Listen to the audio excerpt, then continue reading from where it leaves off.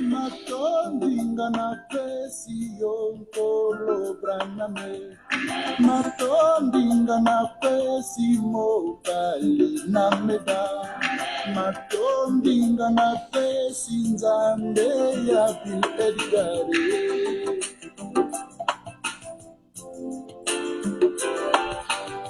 Matondinga na pesi yonkolo braname. Matondinga na pesi mokali.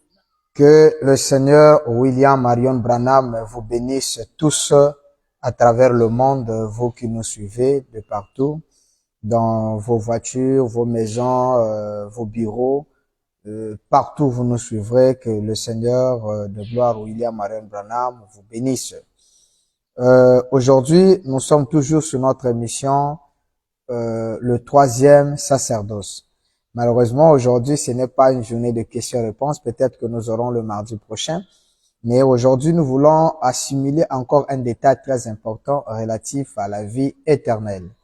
Plusieurs questions nous avons été posées de partout à travers le monde, sur les réseaux, WhatsApp et tout ça.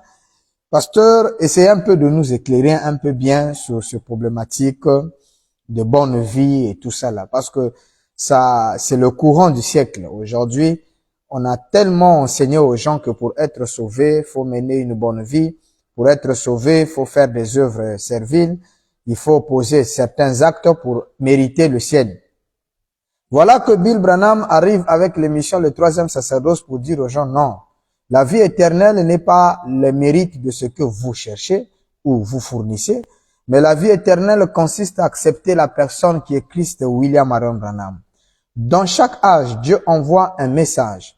Accepter ce message, c'est être candidat au salut prévu pour ce jour. Notamment, nous pouvons parler de ceux qui vécurent dans les temps jadis des prophètes. Ils ne furent pas sauvés, par exemple, par Jésus. Mais à leur époque, la grâce qui leur a été offerte était l'occasion pour eux d'accéder à la vie éternelle. Et nous disons que à l'époque, ils ne connaissaient pas certaines réalités que nous avons aujourd'hui. Mais malgré ce qu'ils avaient comme vérité par rapport à ce qui leur avait été donné, ceux qui ont accepté et accepté cela étaient bénéficiaires de la vie éternelle. Et quand le Christ Jésus est arrivé, il a accepté tout celui qui voulait bien les suivre. Il dit, Christ est là, il est venu pour le monde.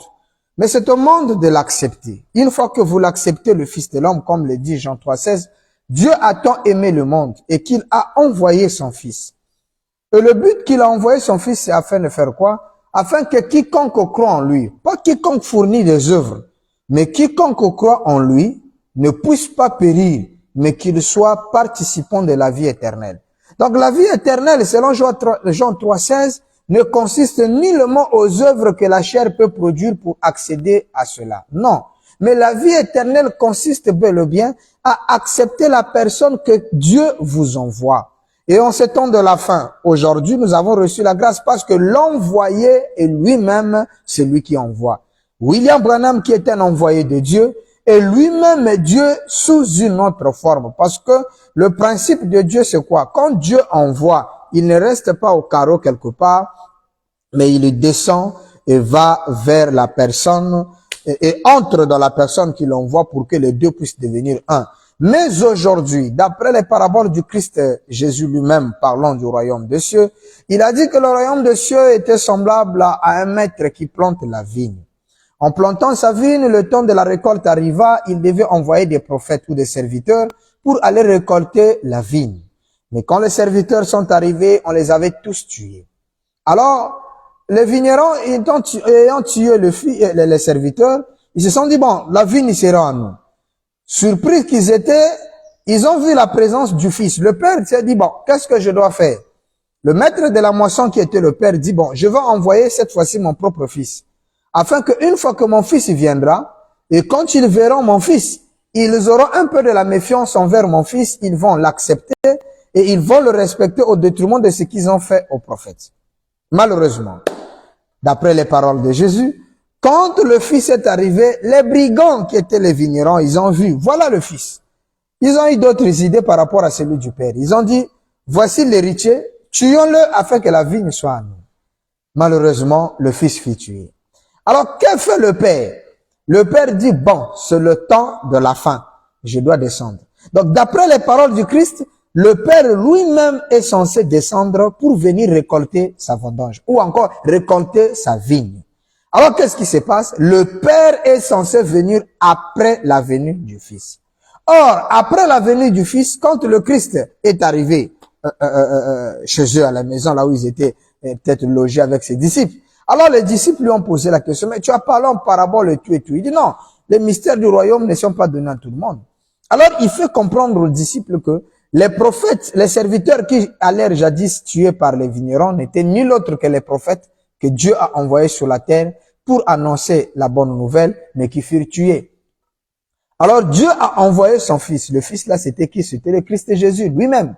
Malheureusement, on l'a rejeté, on l'a tué. Alors, que fait le Père? Le Père est censé descendre lui-même. C'est pourquoi dans Matthieu 20, verset 20, il est écrit qu'il y avait une femme, la mère de Zébédée, avait 2 enfants avec lui. Alors, avec ces 2 enfants, il demanda au Christ s'il y avait la possibilité de permettre qu'un soit à sa droite et l'autre à sa gauche.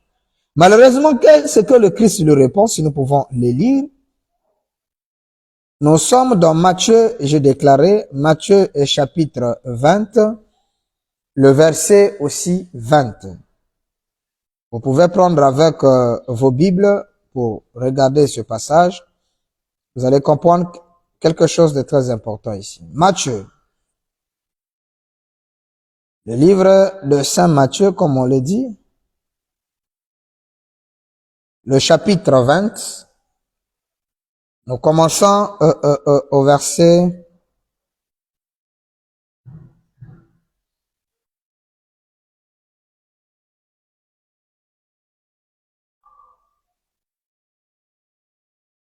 20. Alors la mère des fils de Zébédée s'approcha de Jésus et ses fils et se prosterna pour lui faire une demande. Écoutez ça très attentivement. La mère des fils de Zébédée s'approcha du Christ de Jésus, c'est-à-dire du fils, et se prosterna pour lui faire une demande. Il dit, Jésus donc lui dit, que veux-tu? Ordonne, lui dit-elle, que mes 2 fils que voici soient assis dans ton royaume, l'un à ta droite et l'un à ta gauche. Voilà ce que la mère de Zébédée demande à Jésus. En fait, elle était en train de demander au Christ de permettre que ces 2 enfants soient candidats à la vie éternelle, puissent être des participants à la vie éternelle. Voilà la demande de la femme. Et Jésus lui répondit, vous ne savez ce que vous demandez. Pouvez-vous boire la coupe que je veux boire? La femme lui dit, nous le pouvons, dire-t-il. Et il a répondu, et c'est vrai, il est vrai que vous boirez ma coupe, mais pour ce qui est d'être assis à ma droite et à ma gauche, cela ne dépend pas de moi et ne sera donné qu'à ceux à qui mon Père l'a réservé. Donc, d'après Jésus, accéder à la droite ou à la gauche du Seigneur, c'est-à-dire à la vie éternelle, parce qu'il est écrit, tous ceux qui vaincront seront assis sur le trône avec Christ. C'est-à-dire qu'être à la droite et à la gauche de Christ, c'est simplement accéder à cette vie éternelle. Maintenant, le Christ leur fait comprendre que non, cette affaire ou cette demande d'accéder à la vie éternelle, d'être un à ma gauche et l'un à ma droite, donner la vie à tes 2 enfants, ceci n'est pas réservé à moi, le Fils. Il dit, c'est simplement à ceux dont le Père a prévu pour cela. Donc, ce qui devait te dire que la vie éternelle était donc réservée à Dieu le Père seul. Et même le Fils n'en était pas capable. Mais pour tous qui sont dans le message, je crois que vous êtes conscients avec moi que la même scène semblable s'est répétée avec la sœur Hattie Wright, qui avait voulu aussi le salut de 2 enfants, de ces 2 enfants qu'il présenta à William Branham. Alors, que lui dit William Branham au retour? Il n'a pas dit non, ça seul le Jésus peut le faire. Non, ça seul le Père peut le faire. Mais il dit, Hattie, tu viens de demander la chose juste. maintenant même à Tiroat, je leur donne la vie éternelle. Et non seulement qu'il l'a fait à Tiroat, mais voici ce que Frère Branham fait pour nous. Parce que c'est ça d'abord que vous devez comprendre sur la vie éternelle. Et je suis en train d'insister, ça fait 3 fois déjà que nous sommes montés de lire ce passage. Je réinsiste encore sur ces faits. Nous sommes dans le roi rejeté, qu'il a prêché le 15 mai 60. Nous sommes au paragraphe 185. Nous sommes donc dans la brochure L'adoption, je crois, première partie. Il dit, en pleine prière, William Branham déclare ce qui suit. Voici ce que je demande, Père. C'est que chaque personne qui est ici ce matin et qui m'a entendu raconter cette vision, que je puisse rencontrer chacune de l'autre côté. Le souhait de Branham.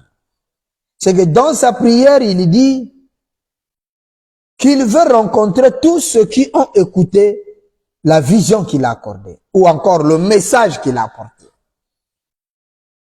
Bien qu'il y ait, suivez cette phrase, bien qu'il y ait peut-être des hommes qui ne soient pas d'accord avec moi, et des femmes aussi, mais Père, il fait une prière au Père en disant que cela ne nous fasse pas obstacle. Voilà la chose que Jésus peut-être aurait dû faire. C'est-à-dire, quand la mère de Zébédée lui présenta ses enfants, il aurait dû invoquer le Père pour réclamer la présence de ces 2 enfants via la demande de leur mère pour l'acceptation, pour accéder à la vie éternelle. Mais malheureusement, il n'a pas fait, malheureusement. Mais ici, William Branham dit, même ceux qui ne sont pas d'accord avec moi, mais le fait qu'ils ont écouté ce message, je puisse les rencontrer là-bas, que rien ne puisse faire obstacle. Il descend, il dit, puissions-nous les rencontrer, puissions-nous les rencontrer là-bas, donc ceux qui ont fait obstacle. Alors qu'ils courront, et eux aussi, et que nous nous tiendrons en criant notre précieux frère. Donc là-bas, une fois accédé à cette dimension éternelle, dans cette vie éternelle, là-bas, on n'embrasse pas Jésus, on embrasse Branham. Et on crie notre précieux frère. C'est ça le cri de l'autre côté.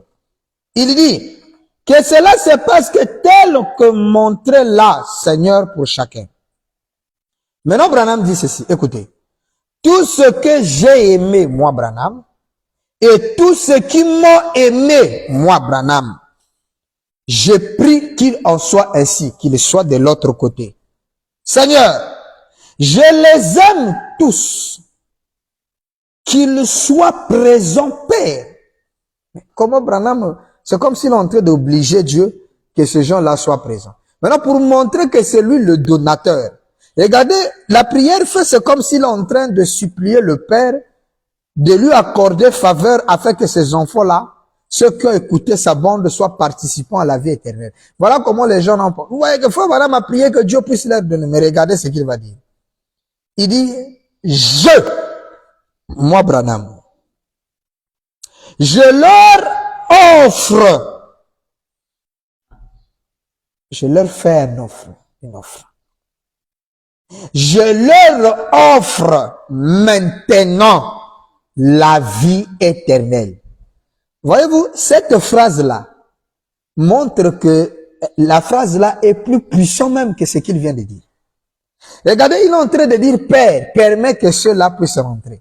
Et à la fin, il dit, je leur offre la vie éternelle. Pensez-vous que quelqu'un qui a déjà la vie éternelle peut manquer le royaume de Dieu? C'est là où nous allons nous atterrir ce soir, ce matin. Branham offre à tous ceux qui l'ont reçu, tous ceux qui l'ont aimé. Il dit, je leur offre maintenant même. Donc, pendant qu'il est en train de parler le 15 mai, il dit, ceux qui ont écouté mes bandes, ceux qui m'aiment, je leur offre maintenant même la vie éternelle. Puissent-ils faire leur part de l'accepter? Voilà la problématique, chers pasteurs, chers frères, chères sœurs, chers évêques, archibishop, je ne sais pas, archevêque. William Branham est le donateur de la vie éternelle. Il dit, je leur offre maintenant même la vie éternelle. Qui nous offre la vie éternelle? C'est William Branham. Oh, d'après la mère des Zébédée, la vie éternelle est réservée à Dieu seul, le Père. C'est lui seul qui est le détenteur de la vie éternelle. Mais là, c'est frère Branham qui donne la vie éternelle. Vous imaginez que c'est sans aucun effort. Vous faites rien. Tout ce que vous avez à faire, c'est aimer Branham et écouter son message. Quand vous écoutez Branham raconter sa vision, qui est une seconde forme de la parole, quand vous écoutez la parole de frère Branham et que vous aimez William Branham, vous êtes bénéficiaire de cette offre-là sur la vie éternelle. Et cette vie éternelle, une fois que vous l'avez, je voulais vous dire ceci, aucune chose que vous ferez sur terre ne pourra vous enlever ça. Impossible. Parce qu'aujourd'hui, apparemment, les pasteurs commencent à ôter la vie éternelle à quelqu'un. Les frères et même les sœurs. Vous l'appelez bon frère aujourd'hui parce qu'il est à l'église. Il paye sa dîme. Il soutient l'église. Dons, offrande, dîme, je sais pas, aumône, comme c'est les aumônes encore ont été ajoutées. Il paye ses aumônes. Il paye ses dîmes, il paye tout. Au début de cela, c'est un frère qui a une vie chaste, pure et consort. Et vous l'appelez brave frère. Vous lui octroyez la vie éternelle. Mais une fois que ce frère-là va commencer à dire à pasteur, la doctrine là, moi je trouve qu'un tel un peu prêche mieux. Ou encore, commence à voir autrement que ce que toi tu vois. Ou encore, te dit pasteur, moi je pense aller écouter tel endroit. Ou encore, un prédicateur qui pense que ce qu'il prêche est la vérité au détriment de ce que l'autre prédicateur peut penser. Automatiquement, vous le prenez et vous le renvoyez en enfer. Mais comment hier il avait la vie éternelle et aujourd'hui vous le donnez en enfer? Oh non frère, c'est que hier, le frère nous avait simplement trompé. Le frère n'était pas né de nouveau. Oh. Le frère n'était pas né de nouveau. Donc tu t'étais trompé de l'appeler frère. De lui dire qu'il avait le Saint-Esprit qu'il avait au ciel. Oh non, il a camouflé une nature. Maintenant, sa vraie nature est manifestée. Si hier, tu as fait une erreur, qu'est-ce qui te dit que maintenant que tu es en train d'identifier le frère pour l'enfer, tu n'as pas encore fait une erreur? Parce que, j'aimerais te dire que tu viens de faire une erreur. Pourquoi? Parce que Dieu ne sauve pas quelqu'un aujourd'hui pour le perdre demain. Non, sinon Dieu n'est plus infini. Permettez un peu moi de lire quelque chose ici. William Branham va donner une forte déclaration dans la brochure Le livre de vie de l'agneau. Le livre même donc se figure, non. Il dit le livre de vie de l'agneau. Nous sommes le 3 juin 56, le 45e paragraphe, la partie C.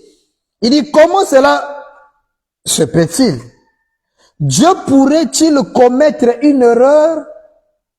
Pourrait-il donner le Saint-Esprit à un homme? Dieu. Peut-il donner le Saint-Esprit, comme frère Branham vient de nous donner la vie éternelle à un homme?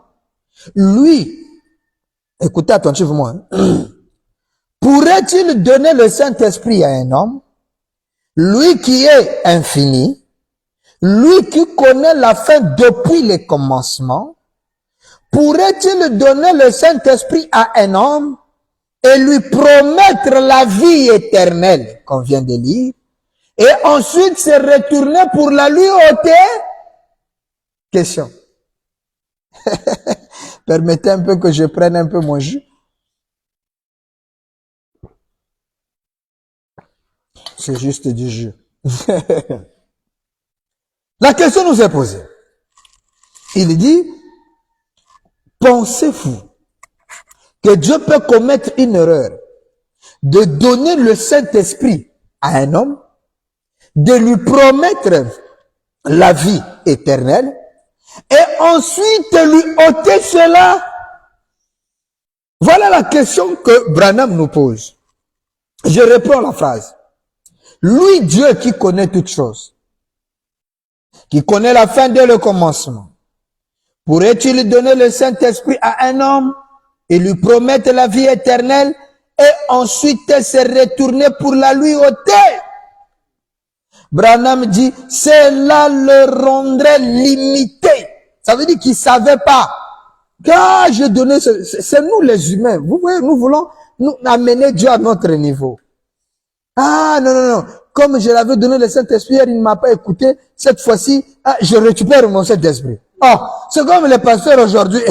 Ils donnent le Saint-Esprit aux frères et ils sont les mêmes à récupérer. C'est pourquoi j'aimerais vous dire, chers frères, chers sœurs, n'acceptez plus le Saint-Esprit des pasteurs, acceptez le Saint-Esprit de Branham.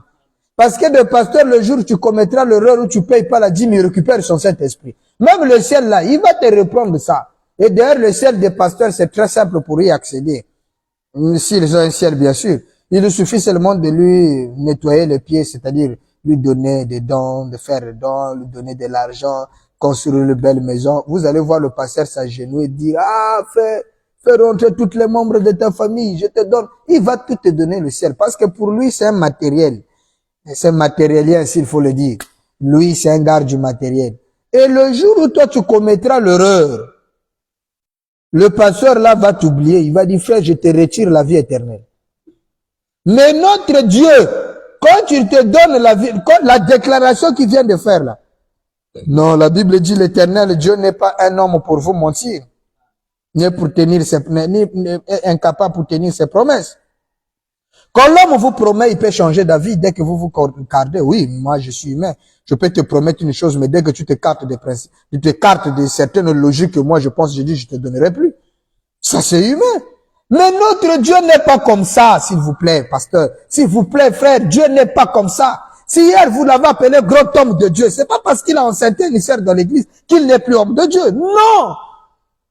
Ce n'est pas le fait que non, ça veut dire que comme le pasteur est tombé, d'ailleurs même le tombé là, nous allons expliquer que veut dire tomber et faillir. Nous allons arriver. Alors, une fois que le pasteur, prenons peu d'abord votre logique, quand vous tombez dans le fait que il était là avec une femme. Et quand ce dernier va avec une femme, automatiquement vous dites le pasteur n'a plus Dieu. Donc, Dieu lui avait donné le Saint-Esprit et la vie éternelle et le ministère. Maintenant, une fois qu'il enseigne une sœur de l'église qui n'est pas sa femme, Dieu donc va faire quoi? Retirer le ministère, retirer le Saint-Esprit, retirer la vie éternelle, retirer tout pour que vous puissiez lui dire aussi quitte la chair. Voilà les enseignements qui ont été donnés dans l'ancien sacerdoce. Mais dans le troisième sacerdoce, ce genre d'enseignement n'existait pas. Parce que Dieu n'est pas un donateur indien qui te donne et reprend. Non, c'est pas ça avec le Seigneur. Branham dit, cela le rendra limité. Comme vous et moi, sujet aux erreurs. Non, non, non, non, non. Mais grâce soit rendue à Dieu notre Père Céleste, ne commet pas d'erreur. Certainement, il ne peut pas commettre une erreur. Depuis le commencement, il est infini. Et il le sera à la fin. Il ne peut pas commettre d'erreur. Il est parfait. Notre Dieu est parfait, dit le Seigneur. Alors s'il ne peut pas commettre l'erreur, comment vous avez la vie éternelle? Et aujourd'hui, demain, perdre la vie éternelle? Non. On ne perd pas la vie éternelle. On peut perdre le zèle. On peut perdre la joie du salut. Mais on ne peut pas perdre la vie éternelle. J'aimerais insister encore qu'un fils de Dieu qui a la vie éternelle, quelqu'un que Dieu donne la vie éternelle, peu importe ce qu'il fait, Dieu ne peut pas le lui retirer. Frère Branham vient de nous le dire. Il ne le peut pas. Je prends encore une deuxième écriture. Dans Job va jurer, de 57, 10 août, 83e paragraphe. Je veux juste vous demander, ne s'agit-il pas de quelque chose concernant, vous vous inquiétez de rétrograde ou quelque chose comme cela? Quelque chose du genre? Bien, regardez, laissez-moi dire au sujet de votre expérience. Maintenant, regardez, sœur, ceci peut blesser un peu dans l'auditoire. Eh bien, si vous croyez pas ceci, que, 3 points, je m'adresse à la femme. Voyez-vous, Dieu ne dirige pas ses affaires comme cela. Maintenant, vous savez que vous avez été sauvés autrefois. La femme, c'est l'église, bien sûr. Vous savez cela. Eh bien, si Dieu vous a sauvés ici, sachant qu'il allait vous perdre là-bas, il va à l'encontre de son plan, de son propre dessein. Il ne peut pas C'est-à-dire, Dieu ne peut pas te sauver ici et te perdre là-bas. Te sauver aujourd'hui et te perdre demain. Dieu ne fait pas des choses comme ça. Il ne peut pas. Donc, il est impossible, incapable de le faire. C'est pourquoi il y a des choses que Dieu ne peut pas faire. Un jour, je prêchais quelque part, j'ai dit, Dieu est limité dans certaines choses. Un frère dit, quoi? Dieu est illimité par ça. J'ai dit, aussi, Dieu est limité. Non, il est illimité. J'ai dit, Dieu est limité. Il dit, bon, prouve ça. J'ai dit, oh, mais Dieu ne peut pas perdre un fils de Dieu. Dieu ne peut jamais perdre un fils. Là, il est incapable de faire perdre un fils. Le frère c'est comme dit, oh, un fils de Dieu, oui. Quelqu'un qui a la vie éternelle, Dieu ne peut pas le perdre. Dieu serait incapable de lui envoyer en enfer. Donc, Dieu n'a pas de, c'est-à-dire qu'il est, vous savez, Dieu dans l'incapacité de t'amener en enfer. Alors, vous savez ce que Dieu fait? Dieu couvre. Tout ce que tu fais là, Dieu ne voit plus ça. C'est ce qu'il avait dit dans la sémence du serpent. William Branham dit, il y a des gens sur la terre, et même David l'avait dit, il y a des gens sur la terre que Dieu ne compte plus, Dieu ne regarde plus les erreurs. Donc quand il fait des trucs, Dieu voile. Parce qu'il sait que si je regarde ça, je risque de jeter mon regard de courroux sur lui, et je serai dans l'incapacité de l'envoyer en enfer. Ah oui, Branham dit, vous ne pouvez pas, Dieu ne le peut pas, il ne peut pas le faire. Il ne peut pas vous perdre. Et dans d'autres brochures, Branham dit, Dieu a juré par lui-même. Il avait déjà scellé. Il ne peut pas perdre un fils de Dieu. Il pourra devoir vous retirer de la terre à cause de votre péché, par exemple, à l'instar de l'homme dans la Bible qui vivait avec sa propre mère et qu'on avait livré au diable pour la destruction de sa chair afin que l'âme soit sauvée. Mais il ne peut pas vous perdre. Ça, c'est impossible. Vous lui appartenez. Avant le commencement du monde, il vous a prédestiné à la vie éternelle. Et c'est le diable qui essaie de vous tromper là-dessus. Vous, traitez-le de menteur. Traitez le diable de menteur que moi là, je ne pourrai jamais être perdu. À ça, faut le lui dire. Dites ça à Satan que tu es un trompeur. Tu m'as tellement trompé que je peux perdre la vie éternelle. C'est impossible. Quand Dieu vous offre la vie éternelle, rien au monde ne peut venir vous enlever cette vie éternelle. C'est impossible. Non, mais pasteur, même si j'ai la vie éternelle aujourd'hui, mais si j'amène une mauvaise vie, mais je serai perdu. Qui vous a dit? D'ailleurs, nous avons insisté dernièrement pour vous faire comprendre que la vie éternelle n'avait rien à voir avec les œuvres que vous faites. Les œuvres, c'est la reconnaissance. D'ailleurs même, quand on dit que les œuvres, c'est la reconnaissance que nous faisons, est-ce que Dieu a besoin de notre reconnaissance? Dieu n'a pas besoin de ça. Dieu a besoin que nous croyions sa parole. C'est tout. La reconnaissance, Branham dit, c'est à vous de l'accepter. Voilà le principe. Moi, Branham, je fais ma part. Je leur offre la vie éternelle. Vous, à votre tour, acceptez, c'est tout. Quand vous acceptez, ne faites pas des choses pour, comme Dieu n'aime pas ça, je ne vais pas faire. Non! Laissez, Branham nous a dit dernièrement, nous avons lu Jéhovah Jireh ici. Quand vous acceptez cette personne en Christ, l'apôtre Paul a dit quoi? Ce n'est plus moi qui vis, mais c'est Christ qui vit en moi. Donc, laissez le Christ qui vit en vous épargner tout ce qui n'est contraire à sa parole. C'est cela la forme de la vie que nous croyons.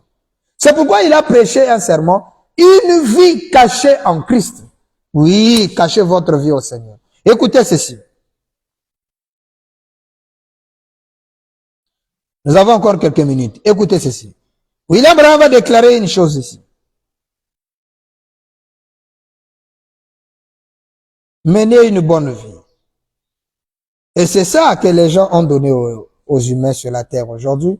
Ils leur ont dit, menez une bonne vie, vous aurez accès à la vie éternelle. Maintenant, écoutez ce que le Père William Branham va donner. La fois passée, nous l'avons lu, mais on est obligé d'y revenir, certainement. Parfois, oui, à cause de la dureté de cœur des gens. Donc, Jéhovah Jireh du 10 août 57, William Branham va déclarer ce qui suit au paragraphe 32. Il dit, je crois que nous l'avons lu dernièrement.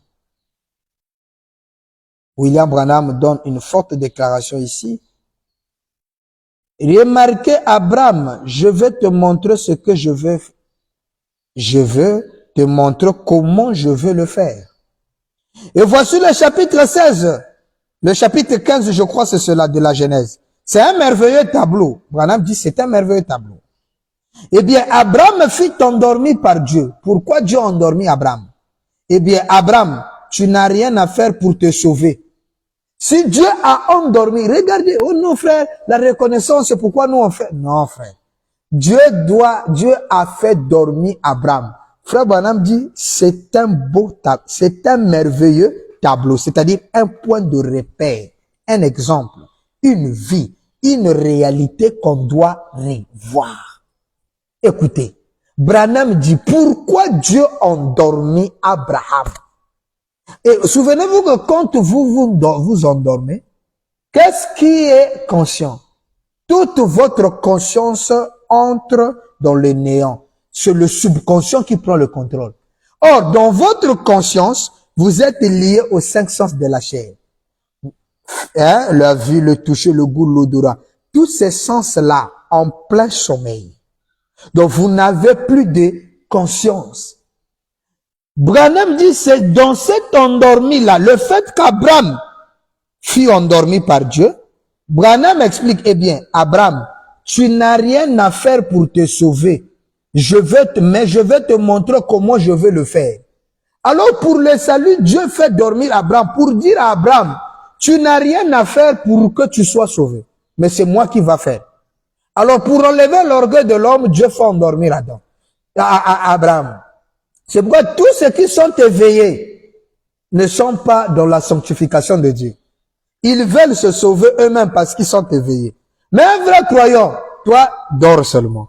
Laisse Dieu faire son travail. Branham dit, eh bien, il l'a endormi afin qu'il fût entièrement hors du tableau. Mais toi, aujourd'hui, tu te gonfles. Moi, là, ça fait 50 ans, ça fait 60 ans, ça fait 32 ans, ça fait 10 ans, ça fait 2 ans, ça fait 1 année où j'en sais encore toute ma vie. Je n'ai jamais fait quelque chose de mal. Je suis parfait. Moi, je suis le meilleur qui existe sur la terre. Le meilleur frère, la meilleure sœur, le meilleur pasteur qui existe. Moi, j'ai fait ceci. Je n'ai jamais. Ça là, tu es éveillé. Branham dit, tu dois dormir. Abraham dort. Pourquoi? Il est hors du tableau. Et tout celui qui est hors du tableau ne s'enorgueillira jamais de la vie qu'il mène avec le Seigneur. Non! Il vous dira, je ne suis pas digne. Il aura la peur. Il aura, disons pas peut-être, il aura la crainte, le respect et la pitié.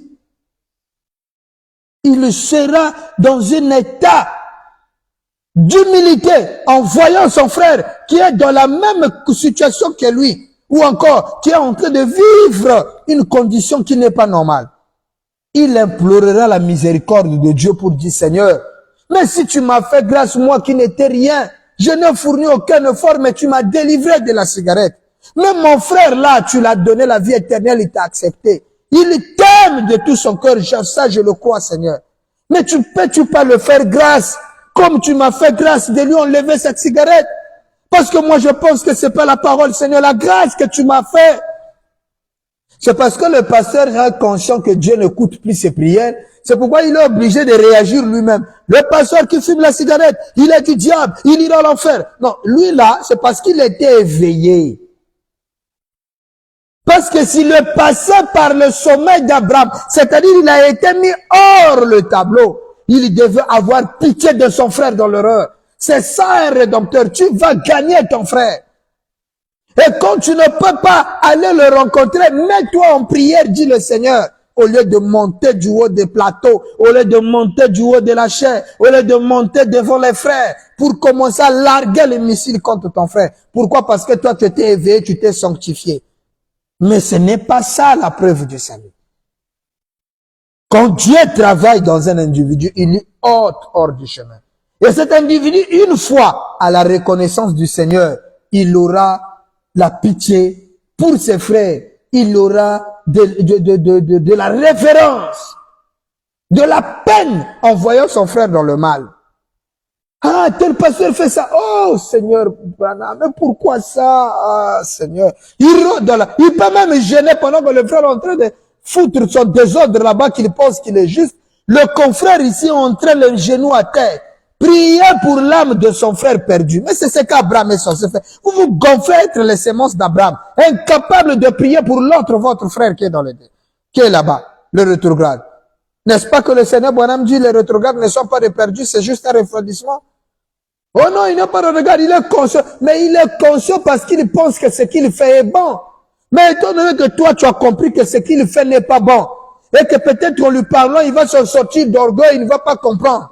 Mais il y a quelqu'un qui t'a fait grâce, qui t'a ôté du tableau et qui t'a délivré de la boisson, des femmes. Mais c'est lui qui est encore dans la boisson et dans les femmes. Mais tu peux demander à ce Dieu qui t'a changé, de te changer aussi. Ah, là on se rend compte que vous, Dieu ne vous écoute plus. Parce que si vraiment vous avez Dieu, et même un pasteur, vous prenez un autre pasteur, vous lui livrez au diable. Mais moi je me demande, est-ce que vous avez vraiment Dieu en vous? Quel est le Dieu là qui est incapable de transformer la vie de quelqu'un? Oh non, lui il est déjà perdu. Maintenant s'il est déjà perdu, comment voulez-vous que quelqu'un qui soit déjà perdu, vous vous acharnez sur lui? Mais s'il est déjà perdu, laissez-lui se perdre. Parce que la loi dit qu'il doit avoir des perdants et il doit avoir des sauveurs. Maintenant, étant donné qu'il est perdant, est-ce que les perdants, on peut les chasser de la communauté? Jésus, n'avait-il pas un perdant dans son église? Mais il avait Judas. Lui-même, il dit, tous c'est moi qui vous ai choisi. Mais l'un de vous était démon. À aucun jour, Jésus a dit, signons des discordes avec Judas, chassons Judas de notre groupe. On n'a jamais excommunié Judas. Mais toi, pourquoi tu veux excommunier? Branham dit dans chaque église, il y a 3 sortes de croyants. Mais il les a jamais séparés avec un. Baxter l'a abandonné, mais il n'a jamais livré Baxter au diable. Mais vous avez trouvé cet esprit-là où? Chers confrères. Branham dit, et nous ne sommes pas sauvés par les œuvres. C'est pas par les œuvres, pasteur. C'est par grâce au moyen de la foi que nous sommes sauvés. Il n'y a rien que vous puissiez faire, mes frères. Rien de ce que tu pourras faire. Pourquoi? Parce que en tant que fils de Dieu sauvé, tu n'étais même pas dans le tableau. C'est Dieu lui-même qui a fait la grâce. Il dit, vous n'avez rien que vous puissiez faire. Il n'y a pas un seul petit coin, même pas un petit coin, que vous puissiez tourner pour mériter quelque chose en vue de votre salut.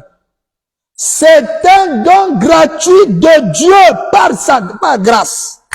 La vie éternelle, c'est un don gratuit de Dieu par la grâce. Il dit, je vous offre la vie éternelle. C'est à vous de l'accepter. Ce n'est pas en se mettant sur le tableau. Le fait même que toi tu es sur le tableau et que tu t'enorgueillis, tu te gonfles, c'est même la preuve que tu n'as jamais été sauvé. Impossible. Parce que si tu as été sauvé par grâce, tu comprendras ce qu'est le fait de voir ton frère perdu. Ah oui. Maintenant, si c'est par grâce, quelles sont les œuvres que nous faisons? La bonne vie va nous amener où? Parce que pour vous, la vie éternelle, c'est la bonne vie. Écoutez le Seigneur Branham. Il dit dans la brochure, l'alliance inconditionnelle. Et oui, ce sont aussi des serments que les gens ne prêchent pas. Hein? Mais pourtant, William Branham a prêché l'alliance inconditionnelle. Quand les brebis vous posent ce genre de questions, vous avez de la peine à leur répondre. C'est quoi une alliance inconditionnelle? Mais vous, les pasteurs, vous avez ôté, vous avez prêché l'alliance conditionnelle. Branham prêche l'alliance inconditionnelle, vous prêchez l'alliance conditionnelle. Donc, pour être sauvé, il y a des conditions à remplir. Alors que la seule chose à faire, c'est d'accepter. Donc, c'est le libre choix à toi. Si tu acceptes, tu as la vie éternelle. Si tu rejettes, ça n'engage que toi.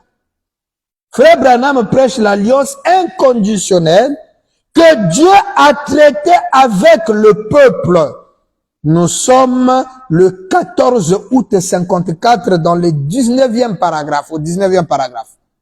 Branham déclare ce qui suit. J'entends beaucoup, il entend beaucoup de... Eh bien, mes frères arméniens, puisqu'on a des Arméniens même en Afrique ici, notamment chez nous aussi au Congo, ici on a des Arméniens. Plus précisément peut-être même à Pointe-Noire, on a des Arméniens. Branham dit, je n'ai pas l'intention de faire entrer ceci par friction. Mais ceci peut penser juste un tout petit peu. Il veut faire rentrer ça vraiment comme il se doit. Écoutez. Nous sommes déjà presque vers la fin, je crois. Branham dit, mais je vous aime, voyez, très bien. Remarquez, il n'y a rien que vous puissiez faire, virgule. Vous pouvez mener une bonne vie, toute votre vie, et aller en enfer. Dit le Seigneur Branham. Je pense que tu dois sursauter pour donner un amen. Vous pouvez mener une bonne vie toute. C'est-à-dire que tu viens là pour nous donner le témoignage de ta vie. Avec preuves palpables. Témoignage, confirmation et évidence.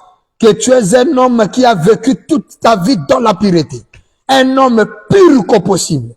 Qui a mené une bonne vie d'après le monde. Mais frère Branham dit, votre bonne vie là, vous allez aller en enfer avec votre bonne vie. Pourquoi? Finalement, qu'est-ce qui nous amène au ciel? Qu'est-ce qui nous donne la vie éternelle? Mais c'est Dieu. C'est pourquoi Branham dit, c'est par grâce de Dieu que vous êtes sauvés, c'est vrai.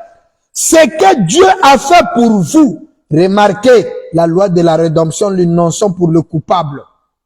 Branham dit, c'est la grâce de Dieu qui vous sauve. Ce n'est pas votre bonne vie qui vous sauve. C'est pourquoi j'ai dit ceci.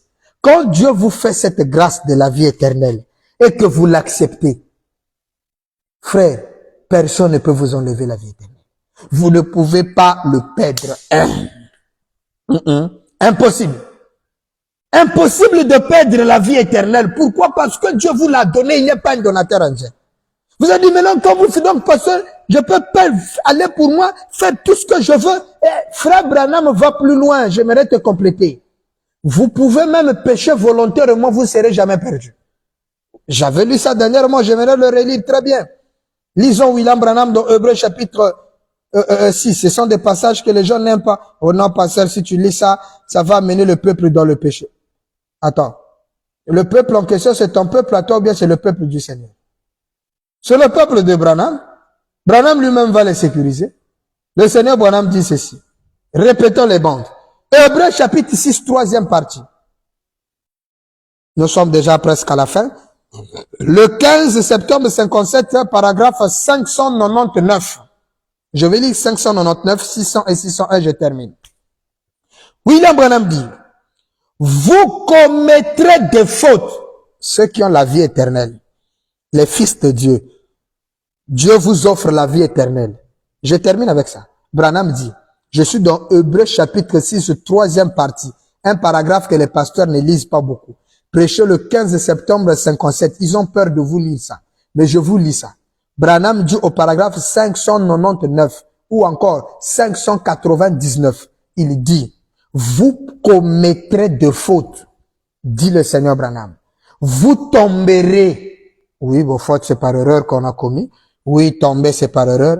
Branham dit, vous ferez volontairement le mal. C'est-à-dire, tu es conscient que quand je fais ça là, c'est pas la parole. Mais tu fais. Branham dit, il n'a pas dit, il arrivera que. Non. Il dit, vous commettrez. C'est une prophétie.